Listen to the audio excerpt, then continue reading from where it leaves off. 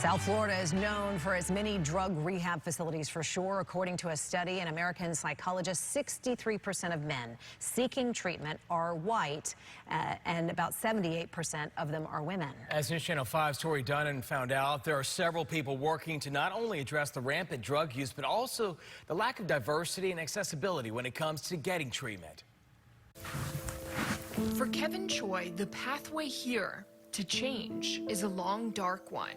My parents they stopped recognizing their kid, and I would stop recognizing myself, I had burned pretty much every single bridge I could. His story of opioid addiction. Finally got injured playing football, broke my elbow, got some prescription painkillers, and it just kind of stayed with me. Is far too common these days. I grew up in a very traditional Korean home. This kind of stuff doesn't exist in our realm of family. I think for them it was like, we raised you in church, we raised you in a really good school system. A cry for help and a Google search landed the California kid in Florida. Peak of drug use to the pit of drug use took about 7 years. But what happened next would change his future even more. When you went into treatment, you looked around, and what happened? Nobody looked like me. That was another barrier that I didn't think about, but it was like, here's a Korean-American kid in Boynton Beach, Florida, in rehab, with faces that don't look like him, with people that may not understand my family structure, may not understand my culture. That experience put Choi on the map many years later. Yo. Now the founder of the Harm Reduction Center in Boynton Beach. There are other communities and pockets of people that have the same type of experiences and same barriers that I had.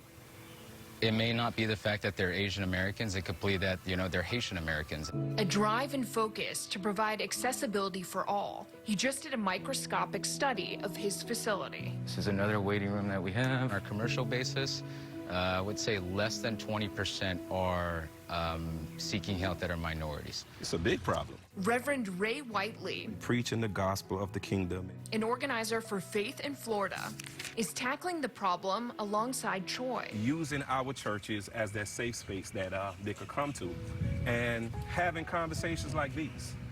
Addressing what he calls a stigma from the pulpit in the neighborhoods. And getting people into treatment, specifically minorities, how difficult is it? It's been difficult because you have a lot of barriers that's stopping minorities from actually accessing treatment. One is the cost. Two is the stigma that's attached to what's happening now. We really have to talk about accessibility to mental health and drug addiction. That accessibility and discussion is something the T. Leroy Jefferson Medical Society is taking on. The group of healthcare professionals focuses on underserved communities in Palm Beach County. There's a stigma that exists. Sometimes we have to breach somehow when it comes to people of color, because sometimes you don't want to admit that there's a problem. Sometimes we take it upon ourselves. If you look at the numbers, it shows that their outcomes aren't as good as they could be. Prevention, education, and knowledge through an opioid prevention series. Conversations with medical providers and the community outreach. They've created a website and toolkit for physicians. I went to medical school a few years ago.